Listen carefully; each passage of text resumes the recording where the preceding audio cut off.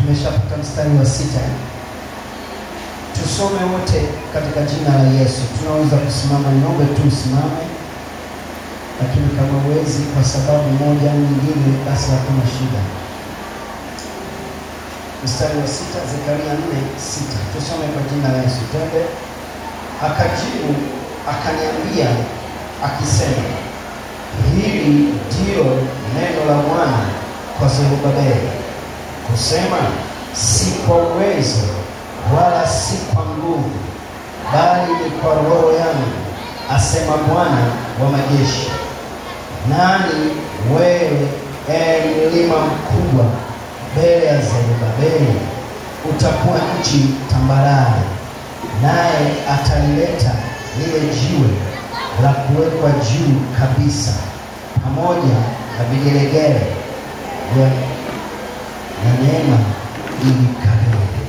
Baba, yabariki maneno matakatifu haya. In the name of Jesus. Amen.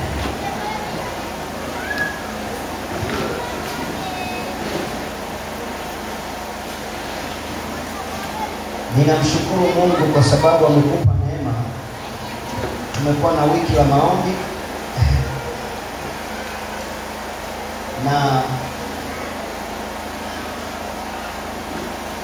kwenye maombi yetu tulikuwa na agenda kubwa 3. Agenda ya kwanza ilikuwa ni nini? Mazidishiko ya nini jamani? Kiimani na kiroho. Agenda ya pili ilikuwa ni nini? Ahadi alizotuahidi Bwana njema lazima ziwe halisi na kweli. Jamani, haleluya. Agenda kubwa 3 ilikuwa ni nini? Mstari wetu jamani, jina la Bwana libarikiwe sana. Kuna tumesahau. Ndio tumaliza kusha sawa. Mungu ateule. Pamoja na mambo mengine, kwa habari ya kuombea kanisa, kwa habari ya kuombea nchi, ndoa na familia. Jamani, haleluya. Bali nakushukuru wewe ambaye ulipoipo nyumbani mwa Bwana. Japo na wasiwasi wengi sijawaona. Najua wengine ni kweli walikamatika kwa shughuli za msingi au za zinazowabana. Pia siwezi sana kujiaminisha wote. Na najua wengine wako kwenye dadi ya Kariakoo.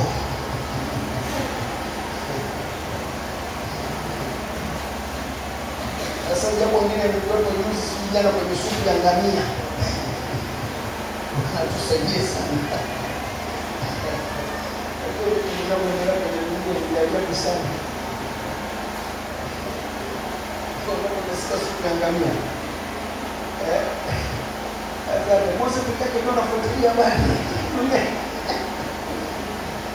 Supu ya ngamia ilikuwa. Sasa mambo sio kama ni kawaida. Kwa zamani zilikuwa tunaona tulikuwa sawa, tulikuwa mshtaki kwenye kijiji, ilikuwa mshtaki vitatu, na mshtaki mmoja jina la lake. Sasa huyu mshtaki mwingine ni ofisi, mwingine sio ni nani hapo, lakini tunakula ili timu ishinde, ili Mungu atusaidie sana. Sasa nisiende kwa sana, ndio mambo kila kinachofanyika kwenye dunia hii na mambo yake, sawa na wewe ufanye ya kimungu. Jamani, haleluya, haleluya. Kama unaenda kwenye supu ya ngamia haya ukaacha mfungo haya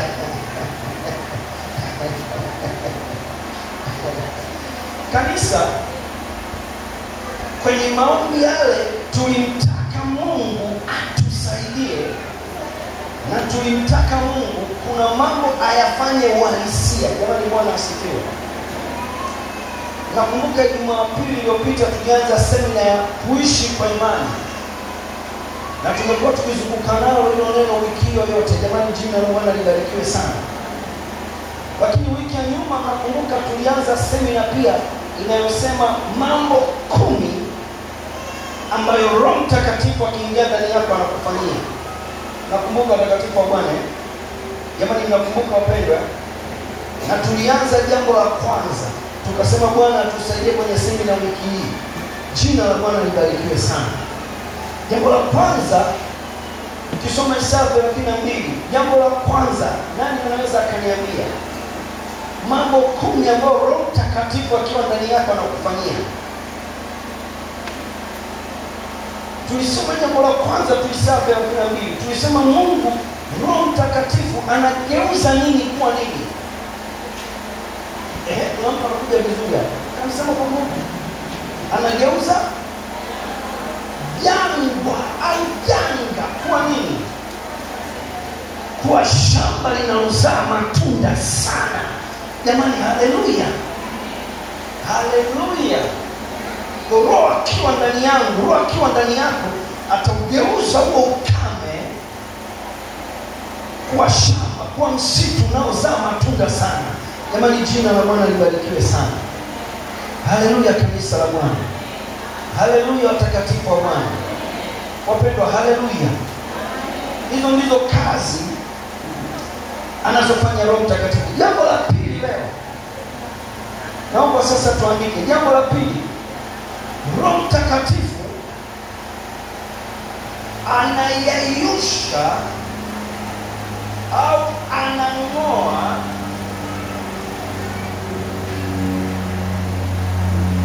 Roho Mtakatifu anayeyusha au anang'oa au anasambaratisha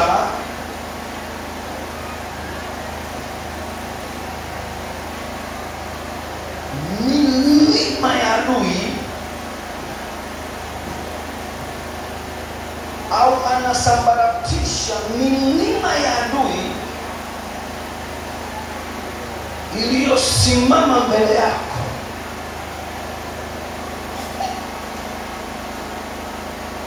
Roho Mtakatifu anasambaratisha, anang'oa, anaharibu milima ya adui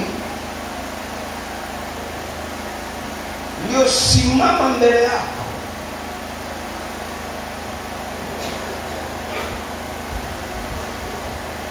Bwana Yesu asifiwe. Watakatifu, Bwana Yesu asifiwe. Kanisa, haleluya. Haleluya, watu wa Mungu. Wateule, tumesoma maandiko haya kwenye kitabu hiki cha Zekaria. Na Zekaria ni miongoni mwa manabii, theolojia wanaitwa manabii wadogo, lakini kwa Mungu hamna nabii mdogo wala mkubwa. Sawa? Na ni kwa sababu ya content. Sawa? Na miongoni mwa manabii hao wadogo, Zekaria alipata neema kuishi miaka mingi kidogo. Jamani, tunaenda pamoja. Huyu Zekaria ndio miongoni mwa manabii waliokuwa mwishoni utumwani kule Babeli. Alafu wakati utawala wa Babeli unapinduliwa, unakuja utawala mpya wa Uajemi na Umedi. Ndio kipindi hicho Zekaria naye alikuwepo. Kama ni Bwana Yesu asifiwe. Kwa hiyo hata Dario anapotoa ile mbiu ya watu wakaijenge Jerusalem, wakajenge nyumba ya Mungu, kipindi cha kina Ezra, ndio Zakaria naye yupo. Jamani, tuko pamoja.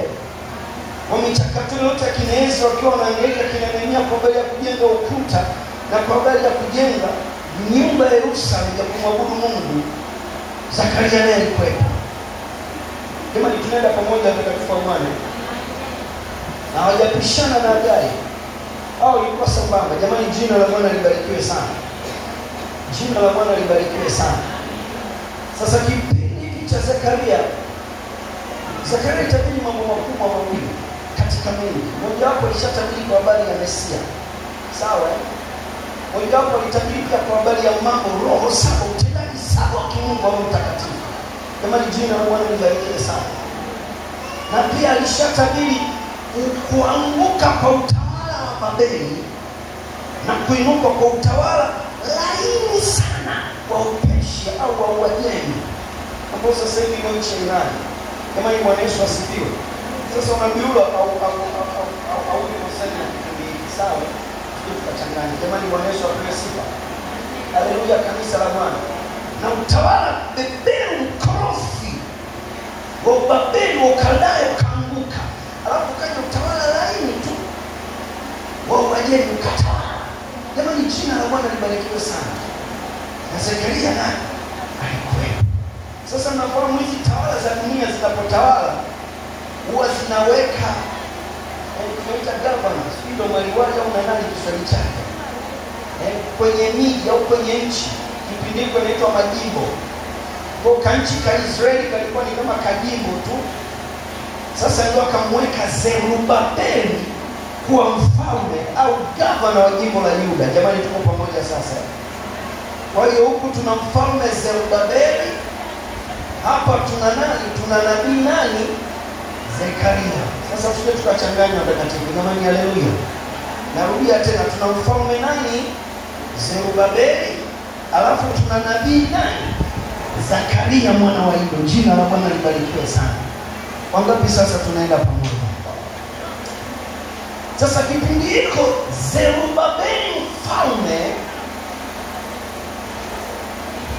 akakuta kinaweza wanahangaika na nyumba, na kwa sababu ya mfalme naye akaingia kujenga nyumba ya Bwana.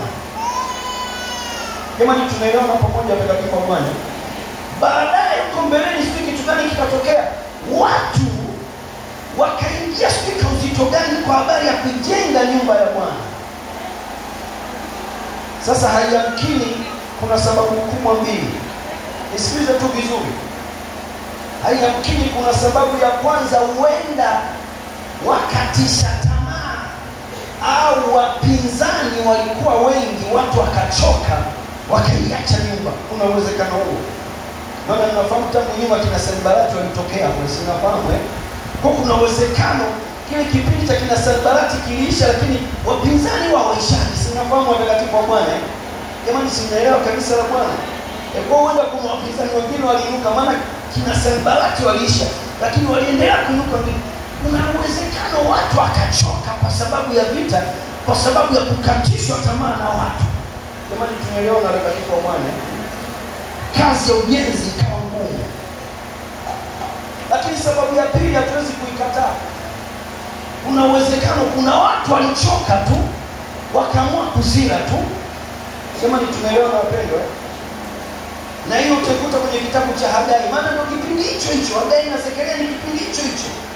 Unakumbuka Hagai aliwakemea watu wameitelekeza nyumba ya Bwana, wakaenda kufanya mambo yao. Tunafahamu ndio kipindi hicho hicho. Kwa kuna uwezekano watu waliamua tu walizira.